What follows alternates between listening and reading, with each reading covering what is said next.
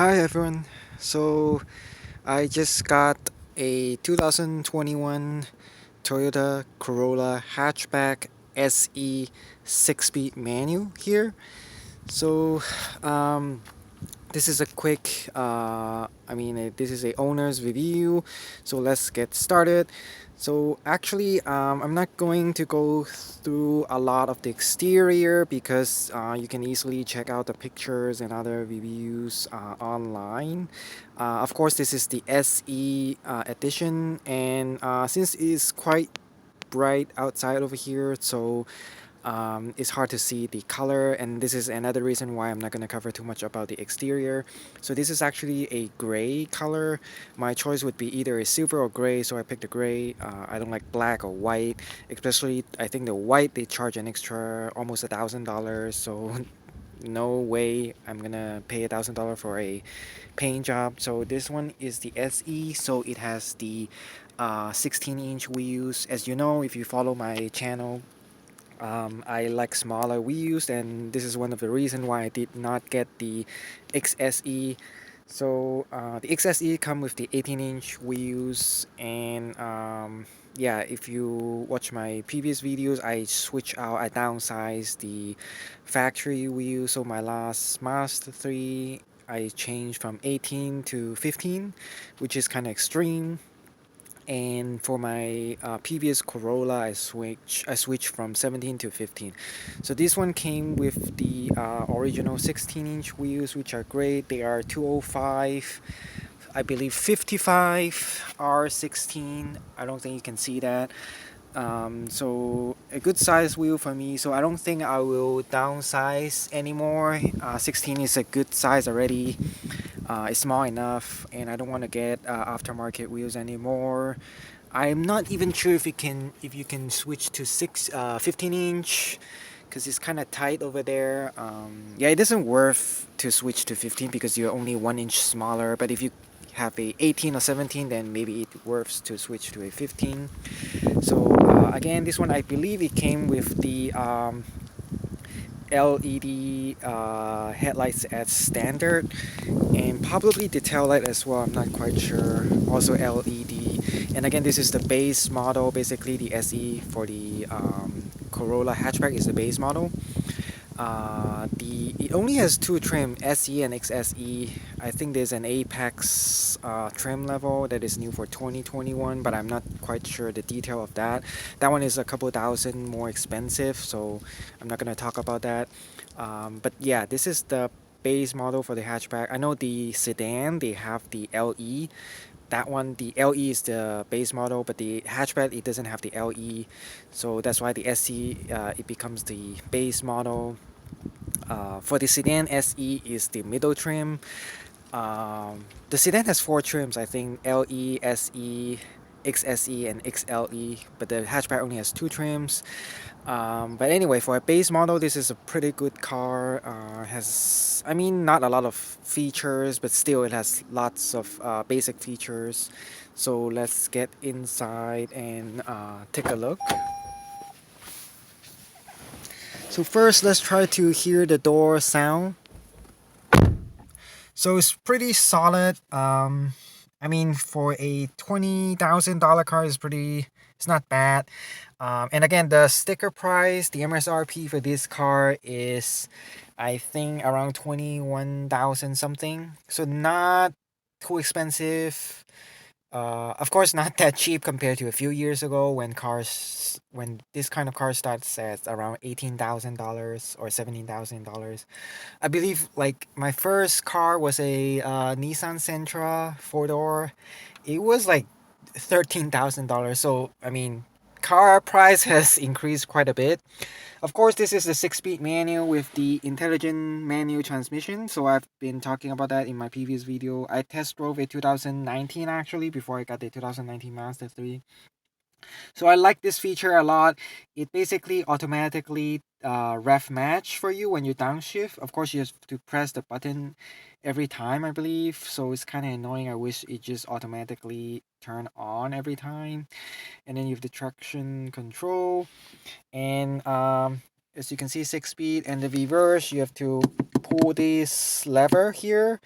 The Master 3, you have to push it down, so it's slightly different, but I used to that because, as you know, I had a 2017 Corolla. So this car basically drives exactly the same, or almost exactly the same as the 2019 Corolla. So, that's why I didn't, like, it's kind of familiar with me. It's not something that is completely new. Because I remember back then when I first drove the Corolla, it takes me some time to adapt to the clutch because the clutch is very light on this car. The steering is also very light compared to the Mazda 3. But one good thing about this car is that it switched back. I mean, it upgrades from the previous torsion beam back to, upgrade from a torsion beam to an independent trans suspension on the back. So this is a good upgrade for Corolla. However, they have Mazda 3. They actually went back. They used to have an independent rear suspension, but they went back to torsion beam. So I'm glad I'm back with the independent rear suspension. So my previous two cars, the Mazda 3 and the Corolla 2017, they both have torsion beam. So, and then the car before that was a 2015 Mazda 3. That one has a independent rear suspension. So I'm glad I'm back to that in this model. For driving, yeah, I have a driving video. Of course, you can always check back the 2019 Corolla hatchback. It's basically the same car. It drives the same. Again, I like the IMT a lot. The throw is pretty long for this car.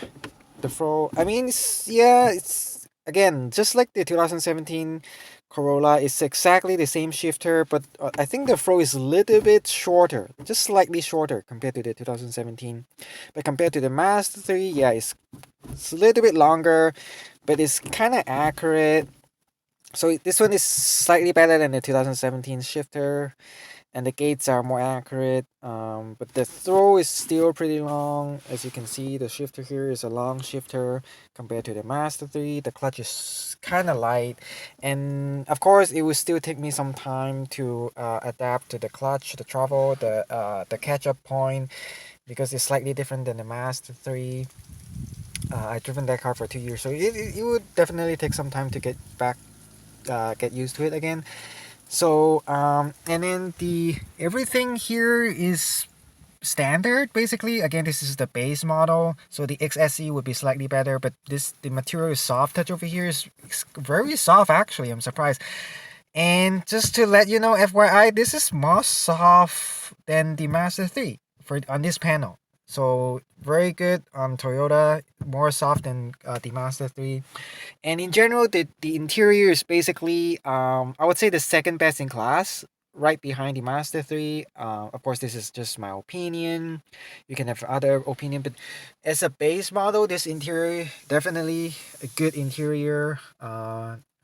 And again, the second best interior in terms of the compact segment. This one soft touch, very soft again. I'm very surprised, very soft. This part is also soft touch. And let's see, this part is hard touch plastic actually. So Mazda 3 here is soft touch.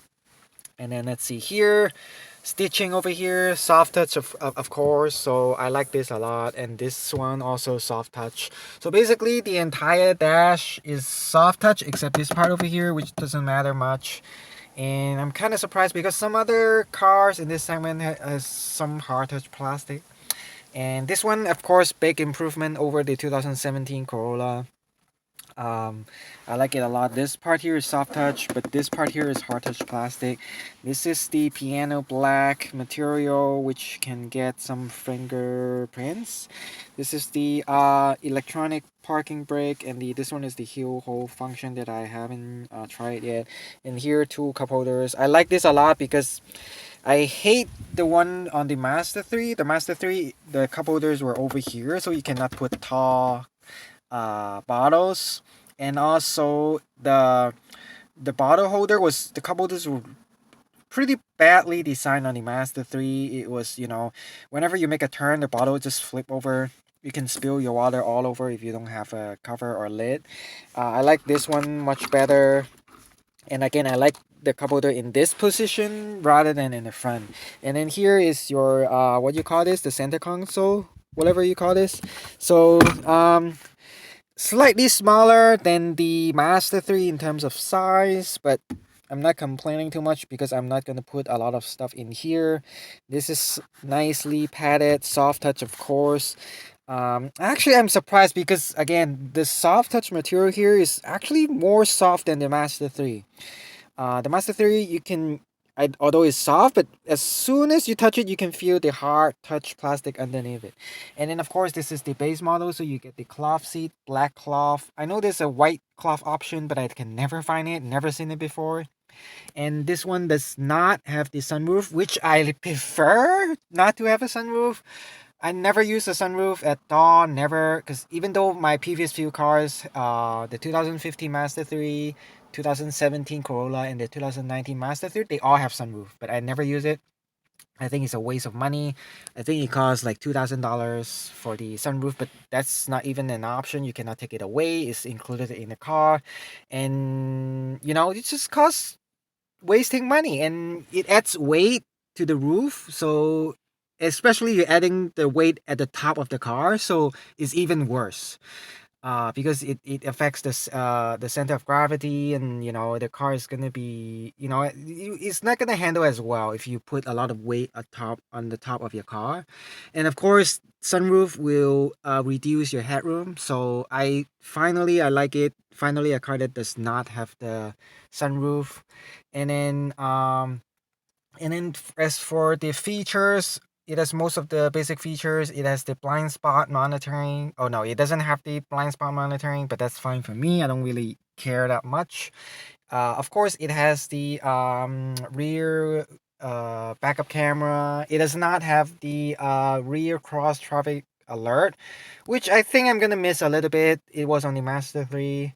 And then it has the basic Toyota Safety Sense, I think 2.0, with the front collision warning and automatic braking all the way to a complete stop. And it has lane keep assist, and it will try to steer you back into the lane. So that's the basic feature even in the base model. But I think most compact car nowadays, like 2020 and 21, they all have those features already. So um but the good thing about this car is the price. Again, I think the MSRP is 21,000, but of course, there's always a discount in the dealership, especially during like Black Friday. They I think they always have the $1,000 rebate, and you can always negotiate a little bit more. So this car is around $19,000, which is a good deal. Close to 19,000 before tax. So anyway, compared to the Master 3, that one was over $27,000, so $8,000 in difference. So yeah, basically after I got the Master 3, I was kind of regret already. After like a month or two, over $27,000. For basically, same compact car. I know that one is a little bit more luxury, but other than that, not much a big difference. It's only slightly quicker than this. That one does not have the IMT function. And of course, that one with tons of recalls and issues. So Toyota is gonna be a lot more reliable. I know. I don't care whatever the consumer report says. This says I think Mazda is the top number one and Toyota is number two, but I don't care because that's not true for at least for me. So Toyota, I have that before, so it's a very reliable car. I know. And at least the dealership is way closer than the Mazda dealership. So even if I have to go there, it'll be a lot closer. And it has the free 2-year maintenance with Toyota Care. And this is the 8-inch screen over here. The Mazda is the 8.8, but this one is actually bigger because that one, the one in the Mazda is just super long, so it's very narrow. Yeah, that's basically it. I like the cloth seat because it's a lot better for winter and summer. For in summer is the leather seats is gonna be burning a lot, and in winter the leather seat is gonna be extremely cold. So the cloth seat is just the best, and it's gonna very tough. It's not gonna break anytime soon compared to the leather. And that's what it looks like on the door. So let's get onto the back seat. And let's quickly take a look at the back seat. So this is the back seat basically. Let's close the door. Again, kind of solid sound. This is hard touch plastic on the back, which I don't really care because I don't sit on the back. And they have the soft touch over here. This is surprisingly is, I think it's leatherette. I thought it would be cloth because the Corolla, I think the previous one, or I mean at least usually this part would be the same as the seat. So but this is leatherette, and this is of course hard touch plastic, and again more piano black. And then this is for myself. Of course I'm not too tall, so quite a bit of space for me. But if you're taller than 6 feet, then you could be touching the back of this seat. Of course, this is the driving position for myself. So yeah, it's not a lot of space for sure. If you are taller than 6 feet, it could be a problem. But if you're not taller than 6 feet, then it should be fine. And then there's a armrest over here that you can pull it down. Two cup holders. This is cloth. I like the cloth in this car. It looks, I mean, it looks not, it doesn't look bad. It looks okay and good. And then the headrest, the rear window. So this is the thick D pillar or C pillar, whatever you call that. I think it's slightly better than the Master 3. But so far, this is the what the interior looks like from this angle. I think this angle gives you a better look of the but again, the lighting is not very great. So this is the 6-speed manual, of course, the rare one. I think less than 2% of the Corolla comes with a manual these days. And then let's get back to the front. I mean, there's not much to show you for the. Let's quickly look at the trunk. Let's see if I can open this. Okay. So there's the trunk. It's slightly smaller than the Master 3, but more space than the sedan, of course. So there's a, I believe there's a temporary spare tire under here. Yep, this one. So just for your FYI, this one with some tool over here. And then yeah, it's not very big as a hatchback, but more than a sedan. Because this is a small car actually. Let's see, let's try to close this carefully. So I mean, in my opinion, it's a good looking car. I like the small wheels, and this is a shorter car than the Master 3. So in general, in terms of 2020 or 21, this is quite a compact car.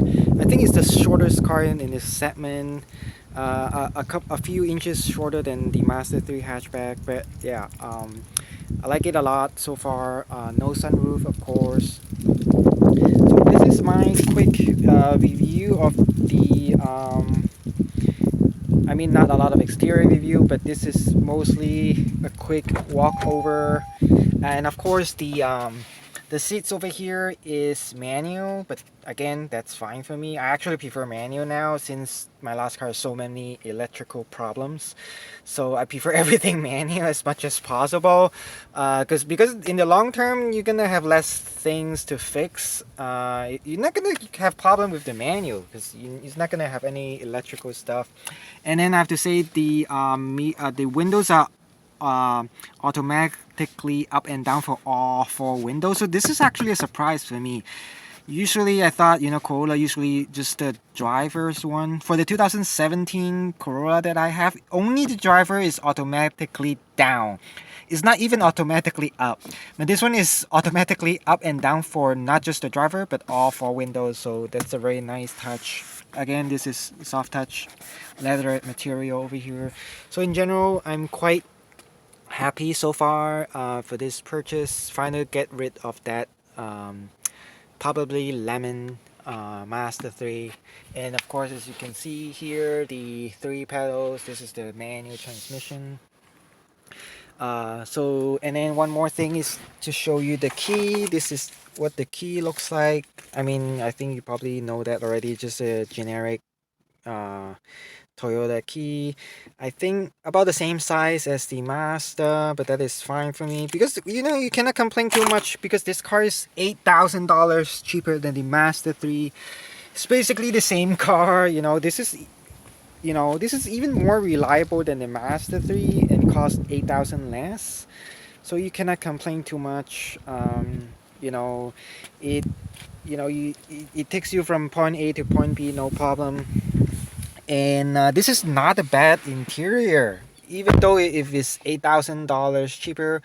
I would say this interior is only 3,000 cheaper. It's not 8,000 cheaper. And definitely, in my opinion, the second best interior, way better than the. I mean, at least in my opinion, better than the other competitor except Mazda. Um, and then of course it has push button start for all the hatchback models, I believe. I think the sedan, Corolla sedan, the LE is still, you still have to use a key. So I'm glad the hatchback is slightly higher end than the hatchback, and of course, I believe it has the um, let's see. So let's take the key out first, and then let's try to lock it. Yes, so that's, you have the intelligent access. I think the Corolla based sedan, it doesn't have it. So it's a good thing that they include this even on the base model. And they have a sensor at the back, behind, I mean on the door handle, so you don't have to press that. So that's a good feature. You have the intelligent key with push button start. So anyway, this is my review is pretty long already, so let's end over here. So thanks for watching and have a nice day.